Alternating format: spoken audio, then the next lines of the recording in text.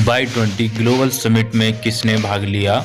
Option A Kiren Rijiju, option B Kirron Kher, option C Smriti Irani, option D Nitin Gadkari.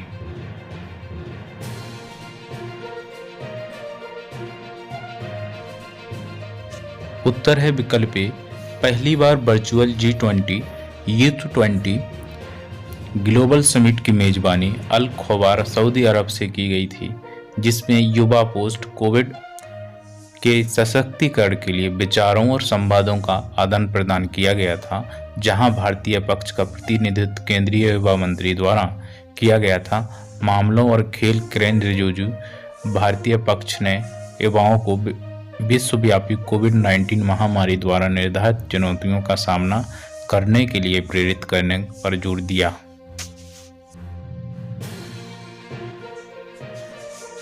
किस IIT ने राजस्थान में डेयरी किसानों के लिए मुफ्त शुरू किया?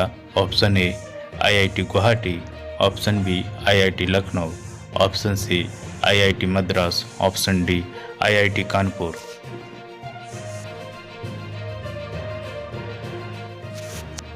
उत्तर है विकल्प सी। IIT मद्रास ने डेयरी टेक स्टार्टअप शुरू किया। स्टेलएप्स ने राजस्थान में डेयरी किसानों के लिए पहला अपनी तरह का पूरी तरह से स्वचालित डायरेक्ट पेमेंट प्लेटफॉर्म यानी मूव पे लॉन्च किया है। डिजिटल प्रौद्योगिकी समाधान प्रदाता स्टेलएप्स भारत की अपनी तरह की एंड टू एंड डेयरी प्रौद्योगिकी समाधान कंपनी का पहला है।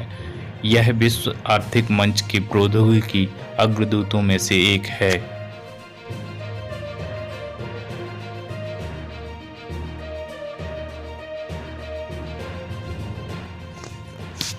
भारत सरकार ने गृह सचिव अजय कुमार भल्ला का कार्यकाल किस वर्ष तक बढ़ाया है? Option A 2021, option B 2022, option C 2023, option D 2025।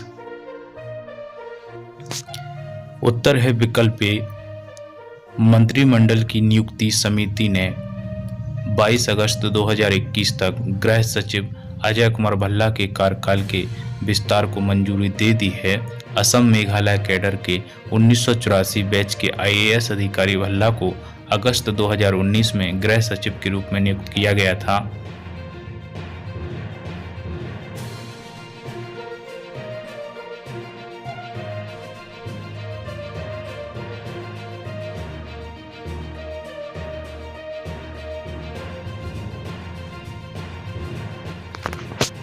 नए DRDO प्रोक्योरमेंट मैनुअल 2020 के रूप में किसने मंजूरी दी है?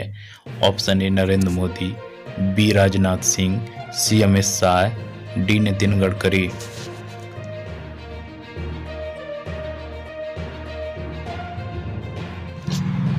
उत्तर है विकल्प बी।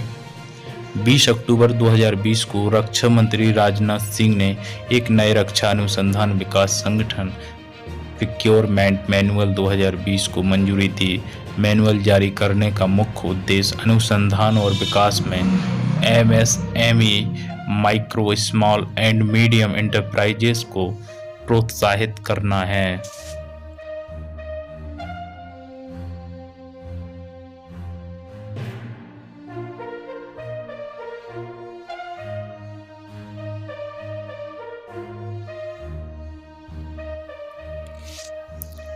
करों का भुगतान करने के लिए चेहरे की मान्यता का उपयोग करने वाला पहला देश कौन सा बना है? A India, B USA, C Singapore, D Norway. उत्तर है विकल्प सी। सिंगापुर में ऑनलाइन सरकारी सेवाओं को अब चेहरे से पहचान की जा सकती है। दुनिया में ऐसा तकनीकी करने वाला पहला देश सिंगापुर बना है। इस तकनीकी को शहर की राज्य की सिंगापास यानी सिंग पास डिजिटल पहचान योजना में शामिल किया जा रहा है, जिसमें 400 से कम ऑनलाइन सेवाओं तक की पहुंच पेशकश की जाती है, जिसमें कर घोषणाओं और सार्वजनिक आवास अनुप्रयोग शामिल हैं। बैंकिंग जैसे अन्य ऑनलाइन सेवाओं को एक्सेस करने के लिए चेहरे की पहचान भी बढ़ रही है।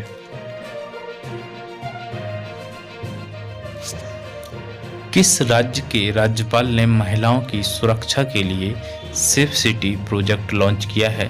Option A Rajasthan, B UP, C J&K यानी जम्मू और कश्मीर, डी है गोवा। उत्तर है विकल्प बी। उत्तर प्रदेश की राज्यपाल आनंदीबेन पटेल ने लखनऊ यूपी में एक महिला सुरक्षा अभियान सेफ सिटी प्रोजेक्ट शुरू किया है। इस परियोजना में 180 दिनों का एक लंबा अभियान है, जिसके तहत पुलिस और अन्य विभाग सार्वजनिक स्थानों पर महिलाओं की सुरक्षा को मजबूत करने की दिशा में काम करेंगे। अभियान में लखनऊ में महिलाओं के लिए गर्व और सुरक्षा की भावना पैदा करने की महिला पुलिसकर्मियों के आंदोलन को शामिल किया जाएगा। यूपी की राज्यपाल आनंदीबेन पटेल ने अभियान के तहत 100 गुलाबी स्कूटर व 10 चौपहिया पुलिस वाहनों को हरी झंडी दिखाकर रवाना किया है। वाहन प्राथमिक चिकित्सा किट, फ्लैश लाइट और अन्य सुविधाओं से सुसज्जित हैं। तमिलनाडु में BPCL आउटलेट्स पर किस बैंक को 300 और पॉइंट्स जोड़ने हैं? Option A Paytm, B Fino Payments Bank, C HDFC, D SBI। उत्तर है विकल्प बी। एक शीर्ष अधिकारी ने सोमवार को कहा कि Fino Payments bank BPCL outlets में तमिलनाडु में अपना मौजूदा 1075 में एक और 300 अंक जोड़ने की योजना बना रहा है, जिससे ट्रक ड्राइवरों को समतुल्य नकद भुगतान करके रिचार्ज कार्ड प्राप्त करने में मदद मिलेगी।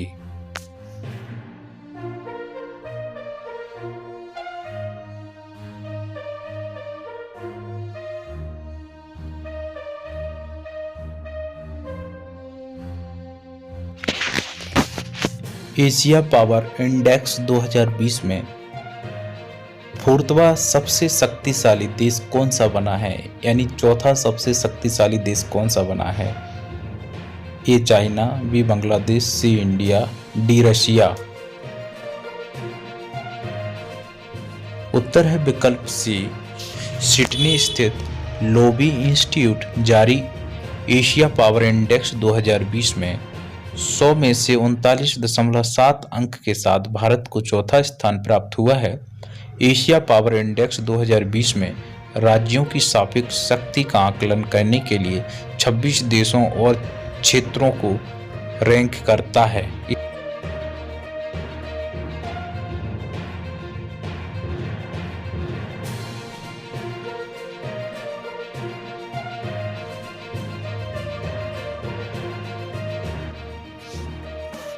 भारत 2+2 वार्ता किस देश के साथ BECA संधि पर हस्ताक्षर करने के लिए है?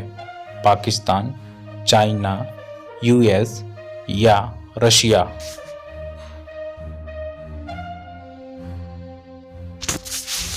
उत्तर है विकल्प सी।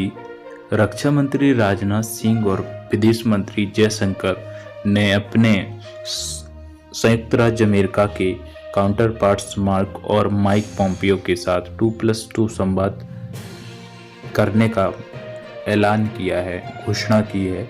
यह वार्ता 26 अक्टूबर 2020 से 27 अक्टूबर 2020 के बीच होनी है।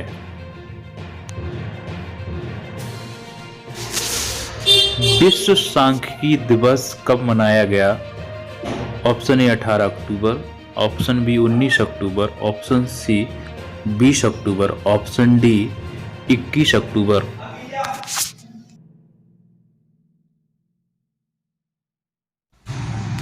उत्तर है विकल्प सी। तीसरा विश्व सांख्यिकी दिवस 20 अक्टूबर 2020 को विश्व स्तर पर मनाया जाता है। विश्व सांख्यिकी दिवस 2020 एक वैश्विक सहयोगी प्रयास है, जो संयुक्त राष्ट्र सांख्यिकी आयोग के मार्गदर्शन में आयोजित किया गया है। विश्व सांख्यिकी दिवस 2020 की थीम दुनिया को डेटा से जोड़ना, जिस पर हम भरोसा कर सकते हैं। यह विषय विश्वास, आधिकारिक डेटा, नवाचार और राष्ट्रीय सांख्यिकी प्रणालियों में जनता की भलाई के महत्व को दर्शाता है।